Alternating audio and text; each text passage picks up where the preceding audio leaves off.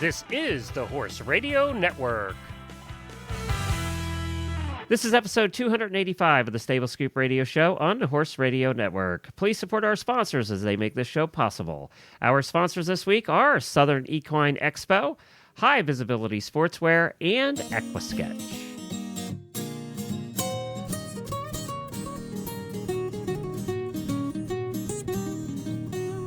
Welcome to the Stable Scoop, with weekly shows delivered right to you. With Helena and Glenn the Geek, live from the stable, it's every week.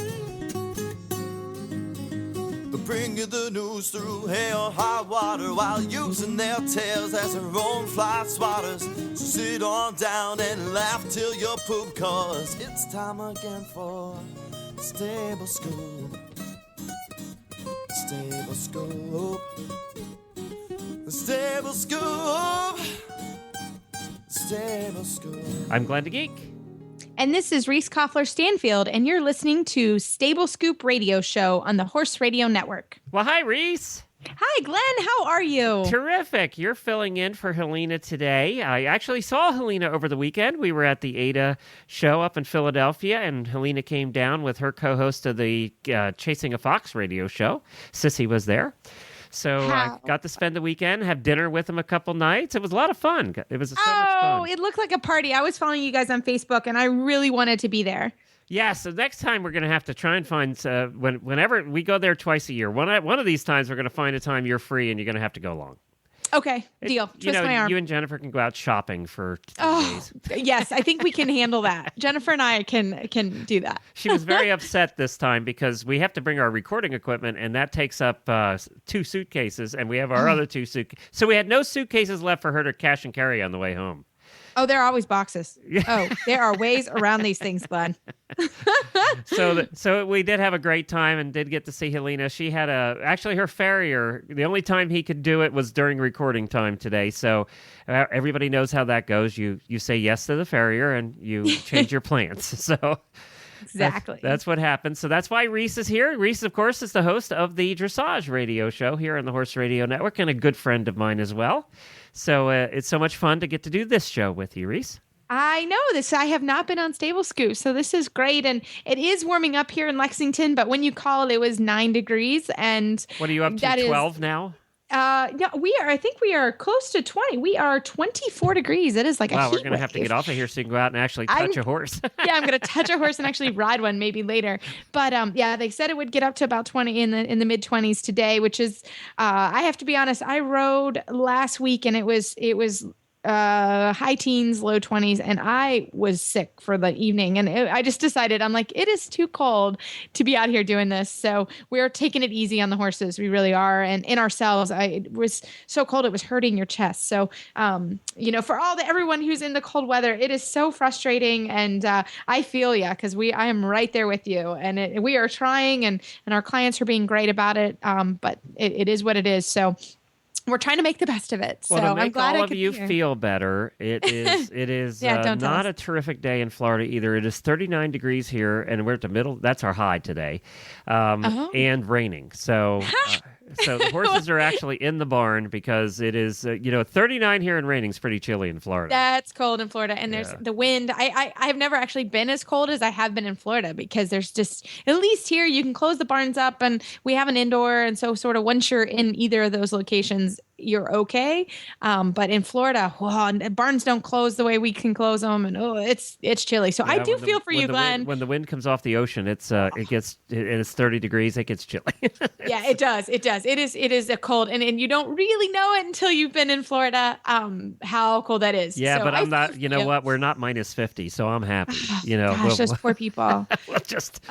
we have every faucet running. I don't even want to know what my water bill is going to be. Yeah. I do want to ask you though, if you don't mind, because you talked a little bit about over on the Dressage show, but we haven't talked about it here on Stable Scoop. Reese had the opportunity to take a trip for 2 weeks through an organization to Africa. Tell us what your favorite parts of Africa were. I did. It was great. I went with the Kentucky Agricultural Leadership Program, and it really doesn't have that much to do with horses in the sense of they're an ag product in Kentucky. That's about it. And I joined this group kind of as to broaden my horizons. I'm always constantly trying to do that, and keep stay educated and stay in other parts of my life. My undergraduate is ag econ and my master's was international commerce. So it sort of fit in. And part of the capstone of this course, it's a 2-year course or 2-year commitment, was an international trip. So that's how our group decided to go to South Africa, which was absolutely fabulous. I was a little bit nervous about traveling to Africa. I've done quite a bit of traveling, but never to Africa. And actually my family, nobody's really traveled to Africa. So it was on my bucket list and we had a blast. It was 25 of us in the group and we traveled literally all through South Africa and we saw their whole agricultural industry from horses. We saw some saddlebreds, we saw some thoroughbreds, and thankfully a lot of farmers are typically also horse riders. So I met one lady, they had a banana and avocado farm and she had horses. Okay, that she just had sounds funny for some reason, I those know. two together, yeah. It's so funny. And I went down to her barn and actually, I told her about the Horse Radio Network and I know she's listening because she posts now. And so you never know who you're going to meet. So that was really fun, was to just go about and meet horse people in South Africa and just see, because of the apartheid, it's ended 20 years ago now. So to see their social issues is really interesting, and their agricultural because of the apartheid, they are self-sustaining. So they can produce everything they need in South Africa. So it's really interesting. They have a really diverse group of crops. And I am learning way more about corn and wheat than I ever thought I would know. A lot of my fellow classmates are big time grain farmers. And so it was really fun to see them, see their industry in South Africa versus ours. And so it was a really cool trip. But my favorite was Kruger National Park. Where you go and it's a safari and you get to go and we saw the big 5, which are elephants, rhinos, lions, leopards, and Cape buffalo. So we saw all of those and it was pretty awesome. So we really, really enjoyed that. Well, it sounds like I looked at some of the pictures you've been posting and it did look like you guys were all having a blast. Yep. And you didn't have to take care of a horse, shovel a stall, or ride a horse the entire time you were there.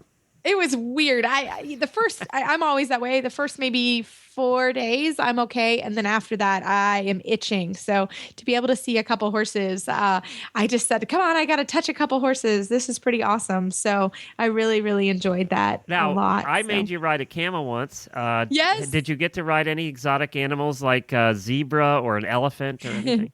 No, unfortunately, that would have been great, but it wasn't on our tour. But if I go back again, Glenn, just for you, I will try to ride an elephant. Okay, yep. Just skip the tigers and lions and stuff. They don't like it so much. Yeah. No, I don't think I want to ride one of those. Now, did you get to see where you in the Plains area at all, where you saw the thousands of the what are they called? They see the Cape buffalo. They're usually we were actually south of there, so we did not see. Yeah, we didn't. That's the more, antelope and all that stuff, where you're running in great big herds and. Yeah, and I think that's more Tanzania or Namibia. Okay. That doesn't happen quite as much, and I could be wrong on exactly where the sort of Great Migration is, but it doesn't occur in South Africa actually, or to that number. Yeah, I asked that question actually. Because I wanted to see that. Yeah. I guess the best way to see that's probably a helicopter. Yeah, I would be a little nervous in those sort of rinkety old, vans.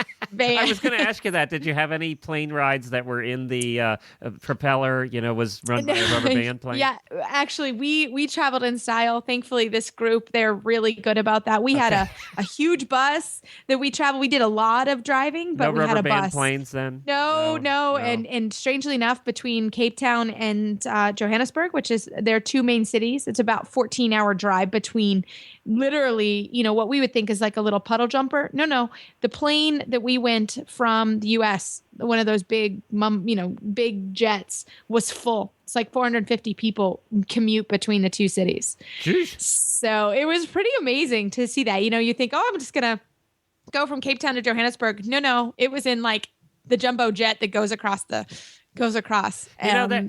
would love to. I think Africa is one of the places I would love to see. Not so much India. I don't really have any desire to see India at all. That's not one of my favorite countries. Sorry, listeners in India. No, I'm sorry. Just don't have any desire to see it. But Africa, yeah, I definitely would like to see Africa. That would. It is worth it. I would go with a guide. Jennifer wants to do one of the horseback riding safaris. I think that would be great. This group, again, was sort of not our focus, but we were able to see and do some touristy stuff. And after going there, as long as you have a guide that is approved, you are in good shape. I would have no problem. They weren't armed, but they definitely, no, they were not armed, but they, knew where to go and where not to go. And we went to there was one place actually up by Kruger National Park where I was uncomfortable a little bit. We went off the resort or where we were staying to dinner, and we all got back on the bus to go back to the resort. It wasn't like let's hang out, and we were fine in the restaurant, but I wouldn't want to hang out. Now. Yeah, how about the food? So great, actually. I brought some power bars. I was ready to lose some weight. I thought this will be good. Get off my Christmas weight. Unfortunately, it's the other way around. The food's great. Their sort of national dish is called pap, and it's very similar to polenta or grit. Mm-hmm. Very similar type. It kind of forms like a mashed potato type. I don't know how to describe oatmeal that. kind of consistency. Yeah, a little bit tighter than oatmeal. And then they serve it. They serve tomato sauce with onions and peppers on top. It's very good, and we had it several different ways: baked or just served as a dish. They're they eat a lot of meat. Too. Yeah, they're big meat eaters. Yeah, they're big meat eaters. Did you have anything exotic? I did some kudu. What else did I have exotic? I didn't eat a ton of exotic. The kudu was excellent. It's kind of like deer. Yep. That was very good. I'm trying to think. There were a couple other things. Some of the guys got really adventuresome, and I'm not quite as adventuresome. And I have some. I don't know if anybody has food allergies, so I have some food allergies. So I'm a little bit careful about that. Not that deer would be there, but I personally stick a little more mainstream for that reason. And then they had great fish, especially down by Cape Town. But I have mostly fish allergies, so I didn't have any of the fish, but it looked great. So really good food, surprisingly good and fresh. And they eat a lot of butternut squash because that's produced there. They produce a lot of squash. And again, citrus and avocados, and they can produce all of that. And it's all very good. They always served a salad that's kind of like a Greek salad that had feta, which their own type of feta, which was delicious, a tomato, olives, lettuce, green peppers, red peppers sometimes. So very, very good. Good food, surprisingly good food. Well, terrific. I'm glad you had a good time, and it was fun to check out your pictures. That was a lot of fun. We'll keep posting some. Well, we're going to be going a little bit around the world today, too, with our guests. We're starting with Tami Crawford. She's down in Tennessee, and she's a fellow compatriot of Reese's on the dressage side. We're going to be talking to her a little bit. She had an interesting start, though. She didn't start like most dressage riders did. She started with Arabians. We're going to talk to her about that, and then an expo that she has coming up that she hopes you can get out to see her. And then we're going to Scotland. We're going to be talking to one of our listeners, Gillian Scott from Scotland, ironically enough. And Gillian is the reason we're talking to her is she's an excellent horse clipper. And she's one of those people that can do designs in the horses and make them look good. Not like when like when Reese and I try it. Yeah. No. No, Jennifer does a good job with the basic clips, but we have never tried exotic stuff this is intense. This is awesome. Yeah, we're talking zebra stripes and leopards and all that stuff. Fabulous. No. Stars and stripes and all that. But Jillian does all that, and she's going to talk to us a little bit about that. all the way from Scotland as well. And then towards the end of the show, we have for you our Tack and Habit segment. We recorded a lot of segments at the American Equestrian Trade Association that we'll be bringing to you over the next couple of months. And today we're going to start with a company by the name of S. It's spelled ECE. It's pronounced S. And they're going to come on and talk about their new line of products. And they are actually based out of Wellington. So we're going to be talking to them about their clothing line that they have out. But first, we're going to do a commercial for High Visibility North America, the distributors of UK's #1 high visibility performance sportswear range for equestrians, horses, and canines. If they're having a winter promotion right now, they have some of their winter jackets and their quilted jackets on sale at a fantastic price. So now is the time to head on over to highvisibilitysportswear.com and check out the sale they have going on. The entire range is not only functional in that it will keep you safe, whether in the woods during hunting season or riding on the road or out on the trail, but it's also fashionable, meaning everyone from eventers to dressage and Western riders love it. You know, we don't go out. We have the vests down here in Florida from High Visibility, and the nice thing about the vests is they're fitted, so they're not big and baggy like the construction workers wear. Yes. So yeah, they're fitted vests. They're really products. nice, and you know this stuff, actually. You've seen it. I do. They're great products, and I modeled them once at a, I forget, I think it was Riders for Helmets meeting, and great products and super good for safety. And I don't ride on the road too often. I try not to with my not broke ponies, but great products. Yeah, we do here in the neighborhood. We ride in the roads all the time, and we don't have a lot of cars in neighborhoods, but the one we do are driven by very old seniors. So you want to make sure that they can see. A matter of fact, Jennifer had one of them stop her the other day, or came up beside her while she was riding and said, "Thank you for wearing that, because sometimes it's hard for me to see the horses." Yes, exactly. Especially on a cool rainy day. Oh, yeah. Yep. So, great idea. Or it's just getting dusk, or it's first thing in the morning, either one. And a lot of eventers ride in the neighborhood, and I noticed a lot more of them are starting to wear the reflective wear as well. So, why risk it? It's, especially when you got the high visibility sportswear, because it is fashionable. It looks good. They have pink, they have orange, like you see, and then they have the yellow. So they have a choice of colors, and it's at great prices right now. highvisibilitysportswear.com. Now off to Tami Crawford, who's going to be doing a clinic at the Southern Equine Expo. Let's learn a little bit about her life. She is out of Tennessee, and she has quite a history. She qualified and competed in the 2000 and 2004 Olympic trials for dressage, the 2002 World Cup trials, and numerous Grand Prix championships. And she is definitely living her childhood dream. And Reese knows her because you guys have gotten together in the past on horses and things. We'll talk a little bit about that. She is also a trainer and has helped multiple people earn their silver medals and gold medals. So let's talk to dressage rider and trainer Tami Crawford. Well, hi, Tami. Welcome to the Stable Scoop Show. Hey, it's good to be here. So good to have you. And now it turns out that I have a fill-in co-host today, and you two, like, are good buddies and know each other. We do. Yes, Reese and I have known each other for a long time. I figured, dressage world, you're not too far from Reese. You two had to, run across each other dealing with horses at one point or another. And that's, in fact, how you do, apparently, is a horse sales. So. We last week actually. So when I got the notes this morning, I was so happy to have Tami, and she's such a wonderful trainer. So Tami, can you tell us a little bit about yourself and how you got started in dressage?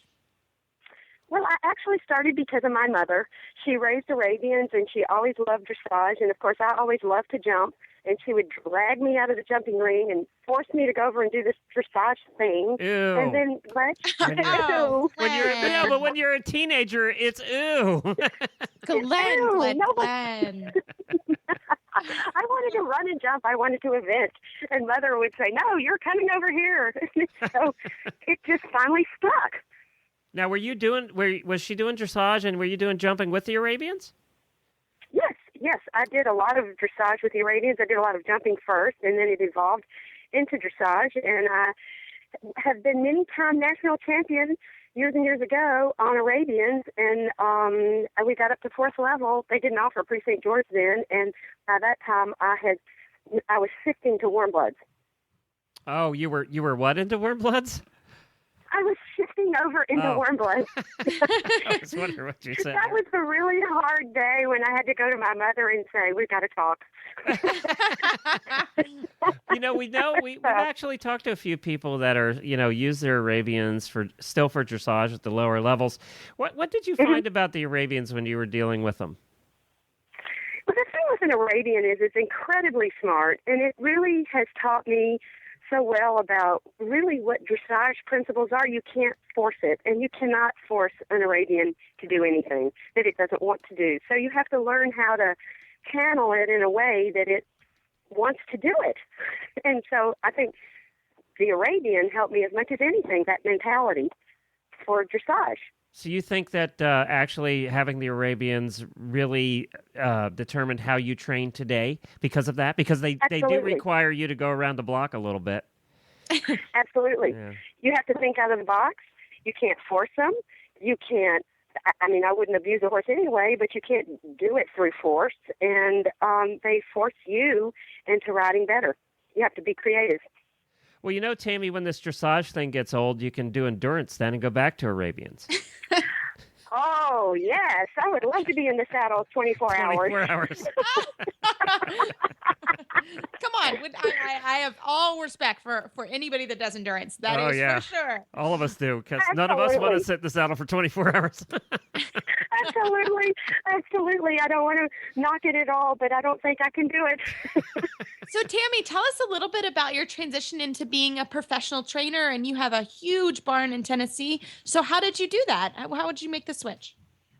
Well, I've always, it's to being a professional. In the beginning, people weren't differentiated so much between amateur and professional. And I, believe it or not, nobody handed me a horse or the checkbook to go get one. So I had to make my own money to get the horse I had. And every horse I've gotten has kind of rested on the back of the horse before, that I would sell it and then get another.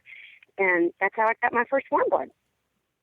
Wow. That is let me interrupt there. That is refreshing to hear because, I think sometimes the amateurs see the professionals and they think that everything is given to them, that they have owners that do everything.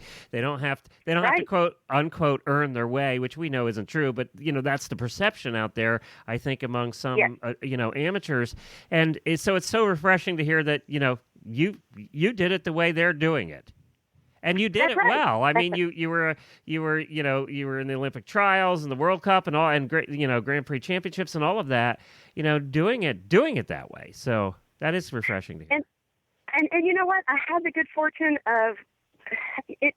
Everything is luck. Because how do you know that horse you buy as a 3-year-old is going to pan out? Nobody knows till you start the training. And I had the good fortune of being with Robert Dover, and he helped me pick out this horse, and it was not expensive by the standards of what people think warm bloods cost, and he evolved into being a horse that gave me my dreams. Oh, that is so fabulous. It's so true. It's hard to pick that 3-year-old, but with the right advice and people that have been there and done that, sometimes that's the way to do it, for sure. And then we get on our knees every night and pray they stay sound. Yes. Exactly. There is some luck in it. Yeah. There's some definite luck in there. Yes. But I think that's such a good comment, because even as a professional rider, you have to consider that. We don't make a ton of money. So we make money by, getting our next horses or thinking ahead and breeding or finding that right horse. So that's a very difficult thing to do. So how have you kind of continued that? Well, one thing, I know you said breeding, and I personally would not breed. I wouldn't even pretend to know how to breed to get the right horse. And so for me, when I look for a horse, I have to be able to get on it. I don't really want to, and at this point, I don't want to start with a really young one because I don't have time in my life. And so I always look for a horse that's already going under saddle. Can we throw energy in there too? Because the older we get, the less energy we have for starting babies. That's Reese's job. Right. No. Honestly, I've started with myself. I don't start mine. I send them. I have a great team that does it. And I even send mine. They have to walk, trot, and canter. You got to have a tremendous amount of time for that. I've had to, you just give up your pride and realize what you're good at. And there are people that are talented at breaking horses well and starting them in a way that creates a wonderful future for them. And if you're not good at it, you start this horse in such a way that you're setting him on the path of a very sad future. And so I would rather my horse be started by someone that does it well. And does it all the time. I mean, I think that's does it all the time. That's what they love. And they give the horse a great start, and the horse is happy, and everybody's happy. It's a beautiful thing. And I think that's just a great tip for everybody out there, amateurs, professionals. There's nothing wrong with sending your horse for 2 or 3 months to someone that's really good at what they need to do. Because I'm with you. I don't break babies. I have done it in my life, and I am happy to close that book. And I'm happy to send it to somebody that does a really good job. And I know it's done well, and they're so good at it. So I love to hear you say that. So Tami, tell us a little bit about your business and your clinician, and you travel all over the U.S. Tell us a little bit about your business in Tennessee. Well, I have I won't say it's a boarding barn because it's people that train with me. They board with me, but it's not outside boarders. And I feel like I have helped people get their silver medal, their bronze medal, and I feel like my riders are real riders or become real riders. They may not be when they start. And I like to think that I bring people along, and I have my own horses that I compete on as well. And that's kind of the gist of it. I ride their horses and or teach them. So, Tami, you're coming up here on February 14th through the 16th. You're going to be at the Southern Equine Expo as a clinician, and that is going to be at the Tennessee Miller Coliseum in Murfreesboro, which is a name I cannot say for some reason. There's just too many letters in it. You have to be from the area. Yeah, there's too many letters in it, and I don't have a Southern accent, so I can't say it. But anyway, it's Murfreesboro, which is right near Nashville. I do know that part. And that's in Tennessee. That's where they used to hold Road to the Horse, actually. Yes. So that's now tell us, you're going to be going down there, and there's a ton of other really good clinicians. If you're looking for something fun to do and you're sick of the winter, head on over to the Southern Equine Expo. It's actually Valentine's weekend, February 14th through the 16th. So all of you guys out there that are listening, you can go get your girl something really nice for Valentine's Day, because they have lots of vendors there as well. And Tami's going to be there doing her thing. So Tami, do you do clinics a lot around the country, or?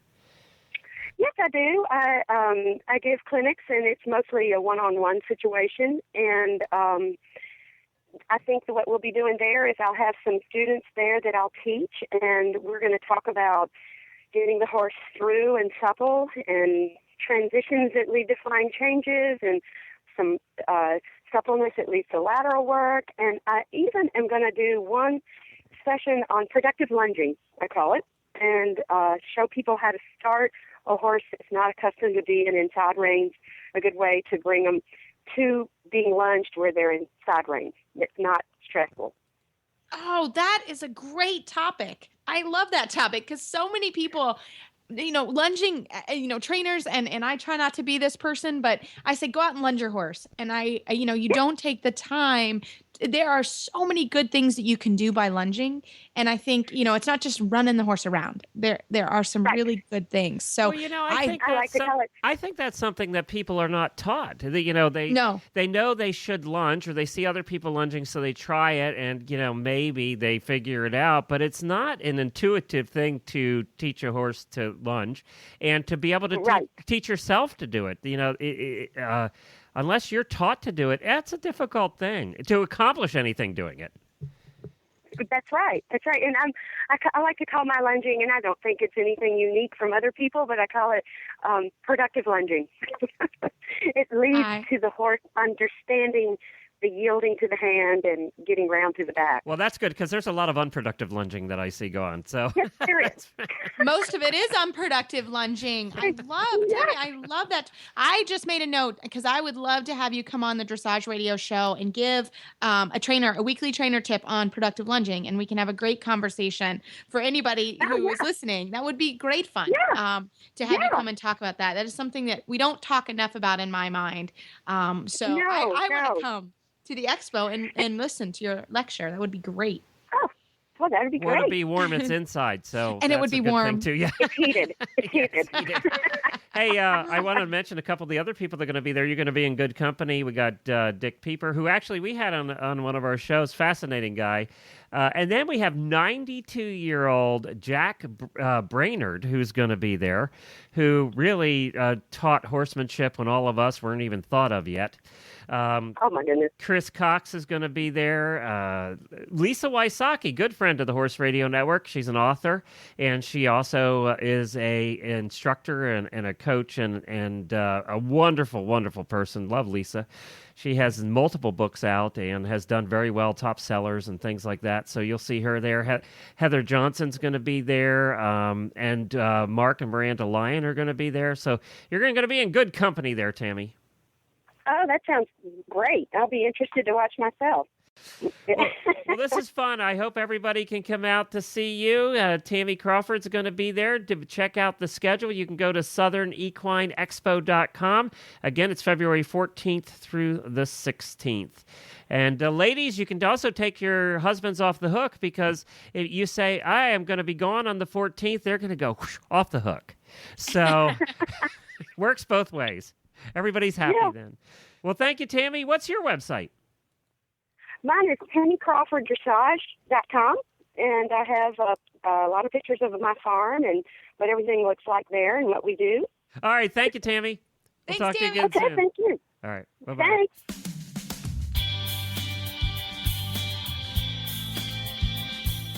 Glenn the Geek here. The life of horse person is hard enough, and we all hate doing the required paperwork, and unfortunately many of us never get around to it, and it just piles up on our desk. That is about to change thanks to the Equesketch Records app for your iPhone or iPad. My wife and I use it to track our horses, and we absolutely love this thing. Equesketch Records is the most thorough and complete equestrian records app on the market today. We love this app because you can track your farrier work, your dental, your coggins, medicines, worming, and so much more.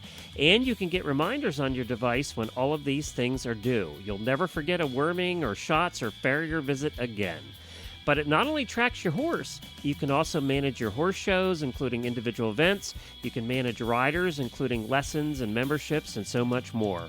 And you can sync it between your iPhone and your iPad, and all of this for the price of a couple of cups of coffee from Starbucks. Search for Equesketch Records in the iOS App Store or go to Equesketch.com. That's EQUISKETCH.com. Equesketch.com. Next up, all the way from Scotland, is Gillian Scott. She is a clipper extraordinaire. She is from Peatside Equa Custom Clipping, and she's going to talk to us today about how she makes all those fabulous designs work when none of us can. Well, hi, Gillian. Thank you so much for joining us from all the way across the Atlantic. Oh, you're welcome. You know, we're having you on to talk a little bit about the wonderful job that you do clipping and get some pointers and tips on how to clip and make it look really cool like you did and not look like it does when I clip my pony. But first, you're on your way to a horse show. Tell us a little bit about that. Yes, I am. It's just a training evening. I'm taking my young horse out for the training night. He hasn't done a lot of jumping or anything like that, and we don't have the facilities at home, so it's a good way to start with him. Well, tell us about your young guy. He's 14 to part bred Welsh Section C. Okay. And cool. he's about 5. He's 5. He's rising 6. He's done some showing shows, but this is only his second time out jumping, so fingers crossed. For you and the horse. Absolutely. Yeah, for everybody involved. Now, tell us, though, you also said, and we just talked about this with our previous guest, that we had two dressage riders on at the same time, and they both said that they don't start their own horses, that it's better to send them to professionals and let the professionals do it. And you're one of those. You apparently start horses. Yes. I've been doing it since I was about 16. I kind of started learning with a friend who had done it all her life, and I've worked at a few different yards to sort of learn the right ways and the wrong ways of doing things. And I finally opened up in business myself about 2 years ago. And it's been hectic ever since. Do you have a mentor, somebody you look up to? Not really. I mean, I take little bits and bobs from lots of different people, but it's mostly just about understanding the horses. It's not so much. It's not always knowing lots of stuff about horses. A lot of it is just common sense. Yes, but there is, we were just saying, I don't specialize in breaking horses. I like them when they're a little bit older. But part of it is because I don't do it enough. And that's what you're saying a little bit here is that you do. How many do you break a year? I'm trying to think how many I had last year. I probably had about 20 in last year. They wouldn't all be from breaking from scratch. I think I had a few last year that were just for schooling on. Ones that had done a little bit of ribbon work, which just needed some fine tuning. Well, anytime you're in the horse business and especially the training business, I'm sure, Reese, you get these calls when we had our big farm. They always wanted to bring their problem children to you after they had already screwed them up. Do you have that problem, Jillian? I have that problem quite often. You'll get people that will perhaps they'll phone you and they'll ask about training the horse and they ask the price and how long it's going to take. And they don't call you back. They try and do it themselves and they phone you 6 months down the line when they've got a really big problem and expect you to fix it. And that relates back to what we were just talking about earlier, doesn't it, Reese? Send the horse to the professional in the beginning. And that's, on anything, like I said, I think as you get through your career, you have to be better and better about saying, you know what? I don't do young horses. I maybe have one a year. So, 1 versus 20, you just cannot, I'll teach 20 horses a flying change every year, so it's a different thing. And I think you need to be able to say that and send a horse to the professional before you get into any trouble. And then, owning horses is expensive, as we know, but it's way less expensive if you just send the horse to the proper place, to the proper trainer, and then get the horse back and then do what you're good at, or go have fun and go to your horse shows and do what you need to do with your horse. So I love hearing, and it's perfect. It actually we didn't know before we chatted with you pre-show that you broke horses. So it's great to hear. So well, I find the biggest problem is that people miss out is they forget about the groundwork. At the end of the day, you wouldn't get in a car with no brakes and no steering wheel. So why would you jump on a horse that doesn't know how to start and stop without the rider on it? Well, and everybody wants to get to the riding part. Let's face it. The groundwork can get boring. But we all have to do it. I mean, even in driving, we have to do the groundwork before we hitch them up to a cart. I get the most common thing people say to me is, "How do you do that job? That must be so much hard work." With all those horses ducking all the time, but if you do the groundwork right, you don't have a problem. I don't even have people hold the horses when I'm backing them. I do everything by myself. Huh. Wow. Super. Wow. Well, good for you. How many broken bones? Go ahead. I have had none. I've never had an accident on any of the horses that I've broken on my own. The only time I've had an accident is if I've taken on something that someone else has asked me to ride for them. Right. That's, again, usually the case, right? Yes. Yeah.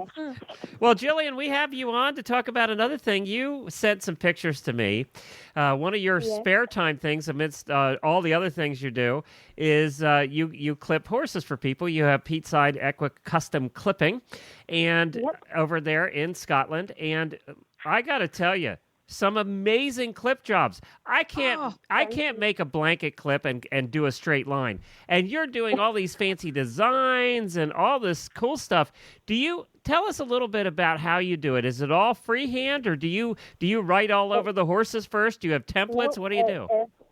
It is all freehand. Everything's done by eye. I don't chalk out the outlines. I don't use pencils. I just take my clippers and I just go. Wow.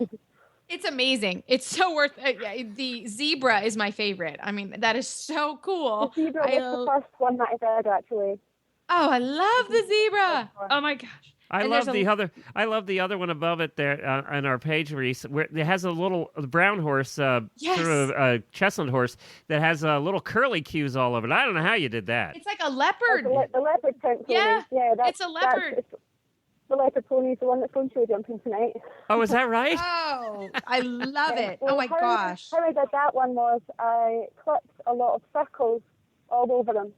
And then I got smaller clippers and clipped out the inside of the circles to make the leopard print pattern. Ah. It is cool. It is so cool. worth seeing. And the leopard would actually help you with, it wouldn't be sweating, which is why we're clipping them. And Well, it's this awesome. is the reason, I mean, a lot of the clips I've done have just been for fun purposes, or there have been some competitions on Facebook that I'd entered with them. But the leopard and the zebra in particular, they are more practical than you would think. Because when you take, for example, a traditional blanket clip, you're leaving half of the horse hairy and warm and half of the horse is cool. And with the winter being so cold over here, they can easily get a chill. So the leopard and the zebra have evenly spaced gaps all over them. So they don't get too warm and they don't get too cold either. Huh. That's Very interesting. cool. I didn't even think Love about it. that. So Now, there's method in the madness. do you? How long will it take you to do something like the leopard there? The leopards take about 3 hours, all in all. That's all. So not Really? too long. No. It would take me a and month. The zebra I don't took even know about if I 3 hours the first time, but once I'd done it once, I had it in my head, and the second time I did it only took about an hour and a half. It's so cool. It's awesome. I love it. And you've done One of the people that actually saw it on a Facebook page could actually tell which subspecies of zebra it was. That's how accurate the sites were. No, what? Wow. I was just in Africa and saw zebras, but I couldn't tell you what kind it is. It looks very original, though. It's very cool. The zebra's awesome. Love it. Let me ask you a couple questions here for everybody out there who wants to attempt this at home. By the way, you only get one shot, and then you got to wait till next year. Yeah. So, Or you have to have multiple horses. yeah, or more than one. But what kind of clippers do you use? What brand do you use? I use Wolseley Harriers. They're my big heavy-duty ones. And I have 2 sets of smaller clippers. I've got Wall KM2s, which are actually heavy-duty dog grooming clippers. Yep. And my tiny, tiny little ones are Wall Mini Arcos. They're not good for doing a lot of actual clipping. You just turn them on their edge just to sharpen up all your little lines. Right. Do you sharpen your own blades over there? Do you have that service over there? No, I don't do that over here. No, we have to send them to a company. Yeah, but you do have them sharpened instead of just buying new ones all the time. Yeah. Do you send them out, Reese? We do. Yeah, I Pardon? do. Yes, I send them out too. Yeah, there's a company. It's a saw shop actually. They like sharpen, chainsaw blades, and they'll sharpen your clipper blades. They're great. They get them back pretty quickly, and it's not very expensive. It's much cheaper to sharpen them if you can. Yeah, then. But I don't clip, so I'm actually allergic to horses. So funny enough, Oh. yeah, I'm allergic to horses, so I have to leave the barn when they clip. I can't do it anymore. I used to, and I get quite sick. So I finally figured it out. You picked the right profession, Reese, a horse trainer. Right? That was a really good Horrible choice you'd made there. Yeah, and I live in a barn. All bad health choices, but that's all right. I love it too much, and so I want to print these out and give them to my girls, and so that they can practice for next year. There you go. Here's your challenge. Yep, this is what you got to do next year, kids. Yeah, love it. Gillian, the area you're in Scotland, what part of Scotland are you in? It's central Scotland. It's North Lanarkshire. So we're kind of halfway in between Glasgow and Edinburgh. Is it big horse country where you are, or not so much? Yeah, there's quite a lot of horses around about where I am. There's quite a few, yeah. Is it mostly backyard horses, people just having horses for fun, or is it a lot of showing?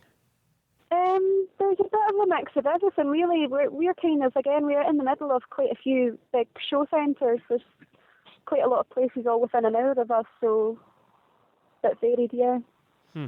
Interesting.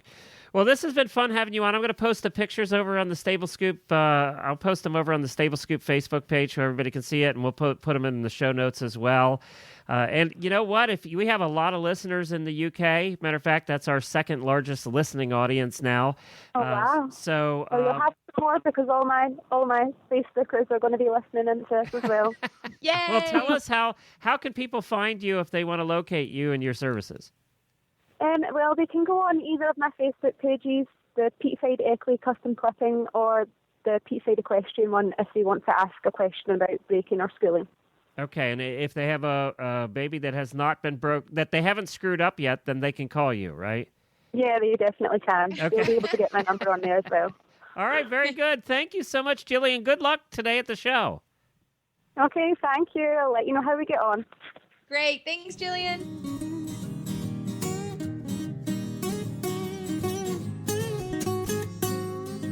It's time for Tack and Habit.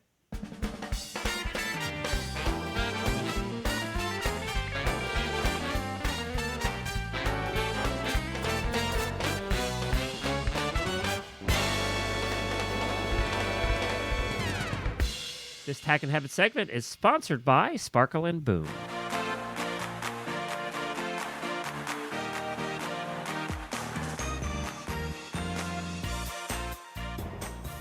Sparkle and Boom is a new media marketing company.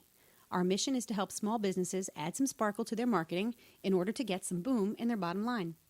Our creativity, combined with an extensive background in the equestrian industry, makes us perfectly suited to help your business capture the potential of social media and the ever-changing World Wide Web. Visit us online at www.sparkleandboom.com.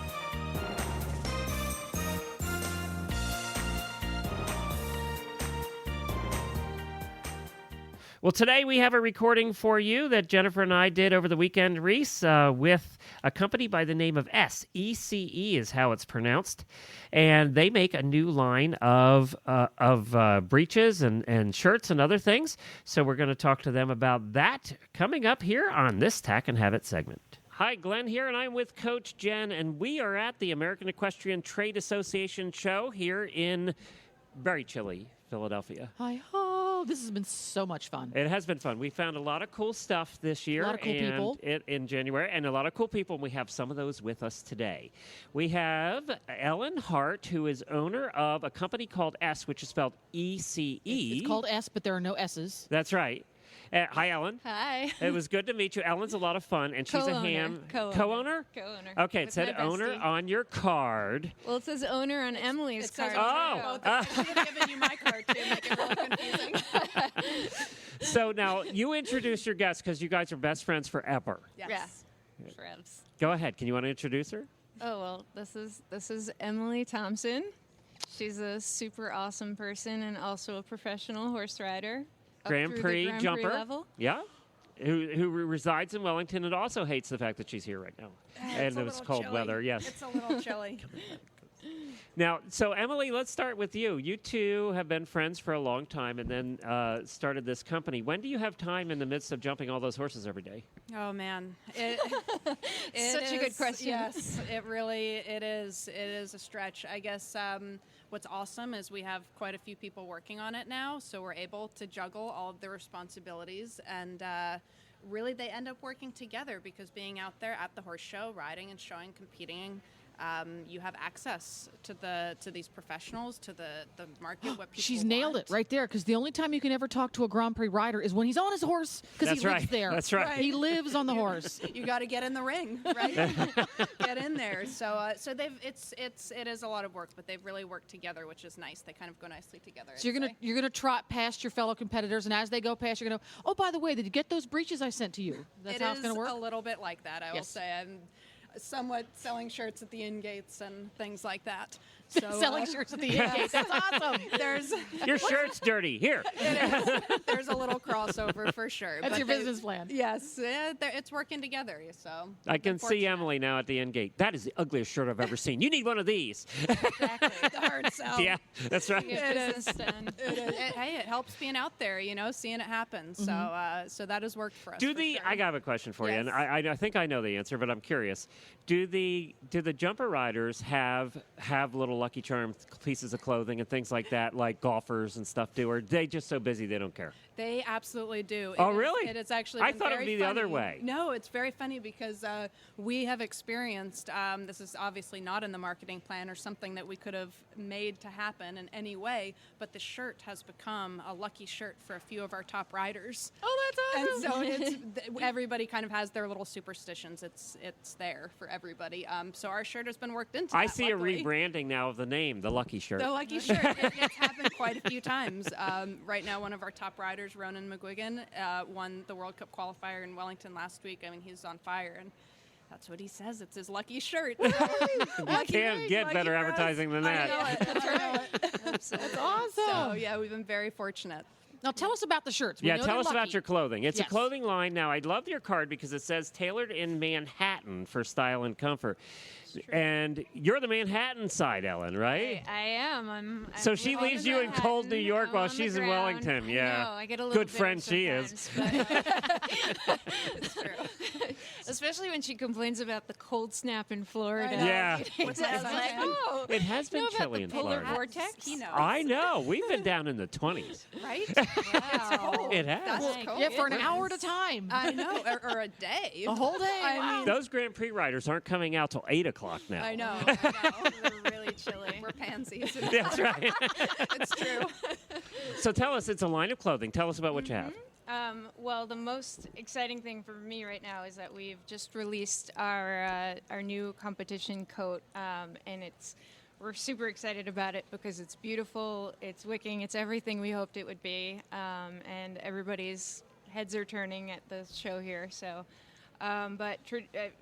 initially we started with an AeroCool shirt, a competition shirt, and we've had several iterations of that throughout our time as a company, which is not all that long. We've been together for about, we've been on the ground selling for about 3 years now.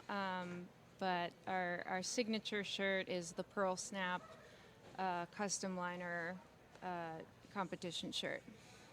Yeah, they have. I like the liners because when it's open, it gives you that little bit of extra pop, and when it's closed, it looks like a competition shirt. It does. So, You yeah. can close it up, and we actually have some really fun custom options. We're the official show shirt of the IHSA. We make all the college team shirts. Oh, really? So, like, we just did the Florida Gators and Colgate and Randolph, some top So schools. the Florida Gators had orange in the. Yes. Oh, yeah, awesome. yeah. It's over at the booth, actually. You can check us out at the booth. We have all the custom options, but the kids go crazy for them, and we make other custom options for other businesses as well. So there is that for the right quantity of shirts that people can put their logo in. Which You is know what fun. I'm liking is it's been boring for so damn long. know. It really has. I mean, when you think about it, it's been boring. It's been white shirts I and know coats, it. and the coats never fit well, and I they were know. always look like sacks. Yes. And now, I mean, look at your coat. It's as tailored as it gets. I mean, it really is. Now, and that's Thank a you. technical And it looks fabric. fantastic on Emily because she's fantastic looking. yeah. But, They made it fantastic because they actually, this jacket was put on the fit model, which was not me at this time because I was in Florida,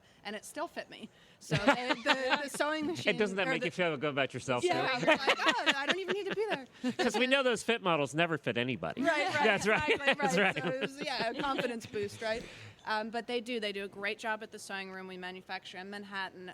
They're incredibly talented, and they have found a way with all of the technical fabrics that we use to keep the tailored form. They make it tailored and look like a traditional Exactly. wool coat or cotton shirt or whatever. It's a beautiful hunt coat first and foremost. yes. Which It is just so which, happens which to is be lovely technical. because previous attempts at technical wear competition jackets, they did too much to the styling. Yes. They went too far. Yeah. It's so key when you're introducing new products into a marketplace to make it different yet familiar. Yeah.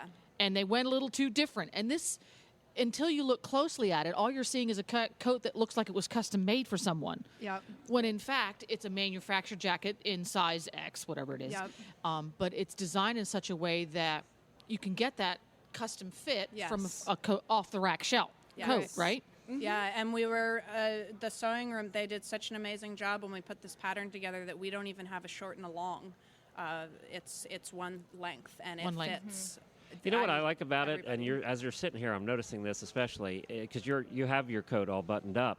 Is a lot of those coats will poof and bunch in places and gap, and this one does not. I mean, that's the cut. They nailed it. I mean, we've got a great team pulled together. Whenever we come out with a new style, new design, I mean, there's a bunch of heads put together here to try to get the cut just right. It's about the cut. No poofing, no gapping. No poofing, and it snaps. I like the snaps too. You know, it's more slim in the front, and then the collar follows the natural angle of the shoulder. So you see a lot of the technical jackets flip up in the collars. Really irritating. Really bad. Yeah. Oh my gosh, Yeah. I know, it's such an epidemic. So this is not going to happen. This is tailored for the men. It's going to be great because you're going to make a men's version. We've got men's and women's exciting. line currently, and then every time we release a new style, the men's and is colors. Right behind.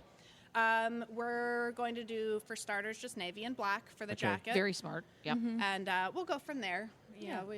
Well, 98% of the market is navy and black. Yeah. Right. I think it looks Pink's sharper. not in yet. No, Pink is not in. And it's functional. You know, you get dirty out there, you fall off. I mean, there's stuff that happens. And that's a very, very nice shade of blue. It's navy, but not two. Thank you. I agree. We liked the blue. It's really. When you walked around different. the corner, I noticed you. Yeah. You know that, and you were with a bunch of people, and you stood out. I mean, you really That's did. right. You That's the jacket. Yeah. So many of the navies, especially when they're in wool fabrics or wool blends, the navy is so navy. Unless you're in just the perfect light, it looks black. Yeah, well, you're what's right. the point? Yeah. Wear a black jacket then. It's navy, but yet it's you could wear that in equitation class. Yeah. You can wear it in a hunt class. You can wear it in jumper class. It's going to work everywhere. Buy one jacket, you're set. Yes, that was our vision because, Ellen and I both rode in equitation when we were kids. And obviously the hunters, I mean, this is a big market in this country. We can't both have just had heat exclude. stroke. I know, and that's Live and what learn. prompted us to make show shirts and jackets for the heat. Duh. So that's what we're thinking. We think that the equitation kids and the hunter riders are going to love it. So Absolutely. we can't wait to get it out there. Yeah. And all of our products are tested heavily over like 13 horses every day, over all size of fences. And All weather conditions. So it's really, there's a lot of, this is after several samples have been made, we finally Lots of testing. feel confident coming. Yep. That's why, I mean, a lot of companies come out with like 30 products at once. At one time. Huge line. We're such perfectionists, and we sit and, and that's also why we manufacture in Manhattan. Is we're also a little bit of like you know what I control love freaks. about We that? wanna- You know what I absolutely love about that fact, and that caught my ear when you said it yesterday, is that you've got the newest in styling that actually fits people coming out of Manhattan. Yeah. Which has been known to, when you think about Manhattan, the nostalgia of that, actually making clothing in Manhattan, you always thought traditional. Yeah. And now it's just so cool. I really like that story. It's a great story. We have so much fun together. So your shirts are available in stores already because Yes. you've had those for a couple of years. So you're going to ask for the S Equestrian. When is the jacket going to be available? The jacket, it's it's available available now for pre-order at Ada here today, this week. And then it will be out on the racks, within the next couple of months at local tax So it'll be stores. available for springtime. It's springtime, Absolutely. I would say. Absolutely. Where can people find your stuff online? Sequestrian.com. And that's ECE. ECE, Equestrian.com. it's Old English. It means eternal, everlasting, which we fancy our products Oh, I to didn't be. know that. Yes. Well, there you go. And See? there were 2 E's in the name. And 2 E's, Ellen and Emily. So we on had a our, more superficial level. You two are not sisters, though, and you could be. we're besties. We're BFFs. It's close enough, right? That's why you're in business together. Sisters, it wouldn't work. Yeah. Well, say you shouldn't be as friends. We've heard that a lot, but so far there's been no fights. There's been no hair pulling. Oh, that comes That's later. because you're in Wellington and you're in Florida. Hey, did a long we're married distance. and we've been working together for 25 years. So. You can make it work. can make it Absolutely. work. You can make it My work. husband and I have been together for 10 years, and we do the horse business together. So You're not old enough to be married for 10 years. Well, I've been married for 4 years. Oh, okay. We've been together for 10 They, years. they got together when she was 9. 9, yeah.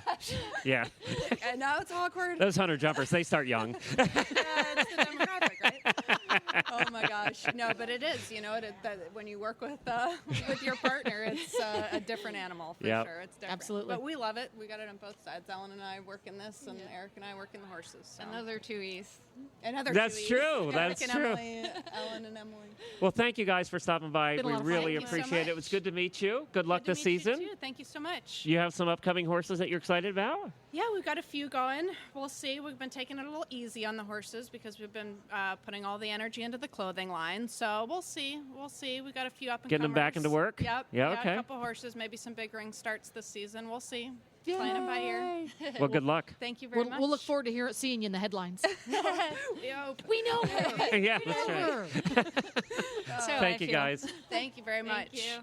Well, they were a lot of fun. Emily, who is the hunter jumper rider you heard in that segment, is in Wellington now, and she was so much fun. And she said that she's going to come on and she's going to give us live reports on the morning show from Wellington. So, Oh, fun. yeah, I hate to say it, but jumper riders a lot of times are focused and really focused on what they're doing. And so they're a very serious group. And Emily was just so much fun. We said, you have to come on and do this. She's so excited about doing it. So she's going to give us a little bit of the flavor of Wellington on the morning show on Horses in the Morning every so often. We're going to have her on. Oh, fun. That'll be great. Yeah, that'll be fun. It's such an interesting scene down there for sure. Lots to talk about. And aren't you sorry that you didn't go this year? Yes, I am. I will be sorry, but I have to be honest. I'm buying a new truck tomorrow, so that made it a little easier. So I did sort of have to make a decision. Are you going to be a bummer. Ford girl or what kind I'm of girl going to be are a you gonna GMC be? girl, actually. A GMC I am girl. pretty sure. Yes, I did drive the Ford, and I loved the Ford, actually. But it was a little bit out of my price range. So What, you I don't have want to had... spend as much as you spent for your house? Yeah, I could spend it too. It's beautiful. But the GMC, I've had a GMC for 13 years, and we call it Go Go Big Blue for UK here in town. So Go Go Big Blue, the heat finally went out when it was -1 here, and that was it. I came in and I told my sweet husband, I'm like, okay, I don't care what it's gonna cost me. I have to have heat. It's a requirement. So I was the girl driving around with all her clothes Well, it's on. no shame. You've gotten your money's worth out of that truck. Oh yeah, Big Blue. And Big Blue's gonna have How many a little bit of miles trade-in. on that diesel? It's a gas actually. Oh, so I am really? going You to got that diesel. long out of a gas? Yes. Wow. 100 and I think it's about 180. Wow. Big Blue is a good truck. Out of a gas engine? Out of a gas You engine. can put a Cummins diesel in there, you'll go to 1,000,000 miles. I know, right? So I'm ready for a little shiny and new. So Let me guess, it's going to be blue. It is not actually. Really? It's gonna be silver. I did want the blue. Blue's my favorite color. But unfortunately the new blue they have come out with doesn't match my trailer. Can you get racing stripes put on it? Blue racing stripes or something? Maybe. Maybe a complete wrap for your Maybe. farm. Ooh, I like it. So it's going to be silver. So I'll have to come up with a cool name for the silver, truck. We did have a silver. We had a silver Dodge Ram when they first came out with the diesels, and that's in the days when Dodge Rams were the best trucks around. I'm not sure they are anymore. But anyway, we obviously had to call it the Enterprise because. Yes, I'm thinking the silver bullet, but we'll see. We'll see. And I'm sure I always name my cars. So buying trucks, Glenn, you should do a segment on buying trucks because it is very complicated, but I feel like we're making strides and I think I'm going to get a good deal. So I'm looking forward to some heat in my vehicle. Now, it will match your new trailer? Yeah. Okay. My trailer's silver and blue. So unfortunately, the blue didn't match, but the silver will look great on it. So as soon as I get my new truck, I will send a picture. We'll stick it up. But it definitely it's in some ways the weather being bad is helpful because you get my office is clean.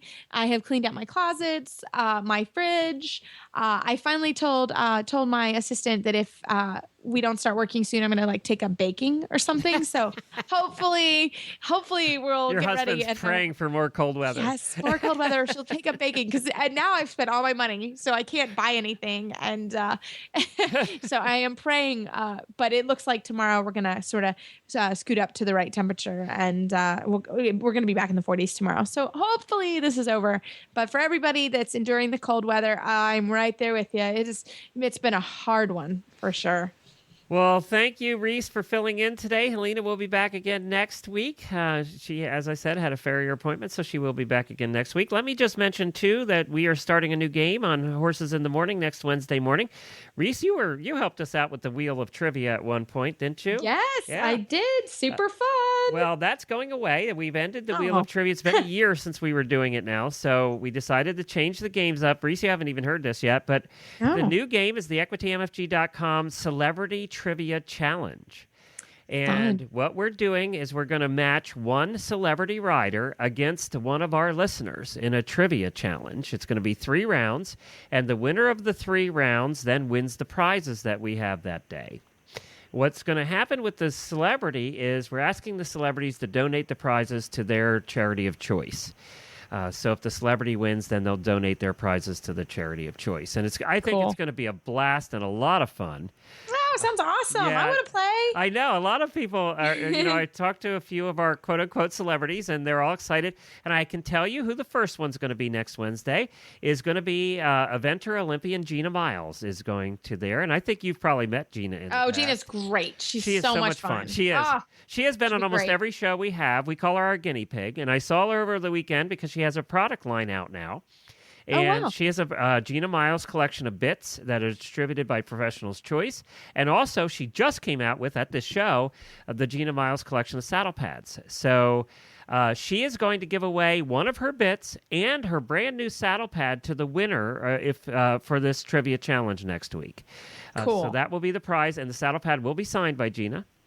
So that'll be a very special one that you'll get, and that we appreciate her doing that, and also Professional's Choice. But I went up to her and said, "Time for guinea pig again," and she said, "What are you going to have me doing now?" Super.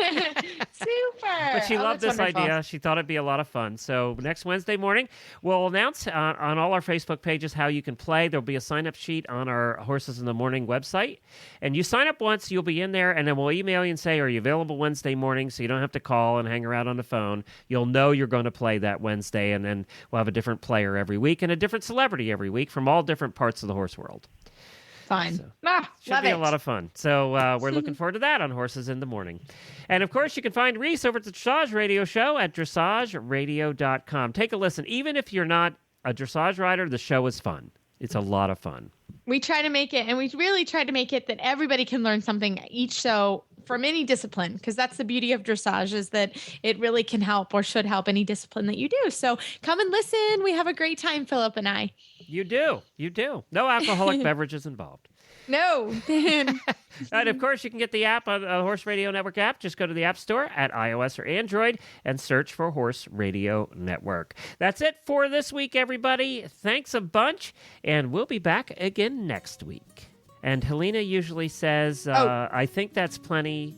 Oh, well. What do you usually say at the end? I usually say keep your heels down and your shoulders back. All right, let's do that. We'll talk to you next week. We'll be back again next week. And everybody, keep your heels down and your shoulders back, and we'll talk to you soon. That applies to everybody. That's just not dressage. Sure. So that works. I was like, what do I do? Bye, Reese. Bye, Glenn. Thanks.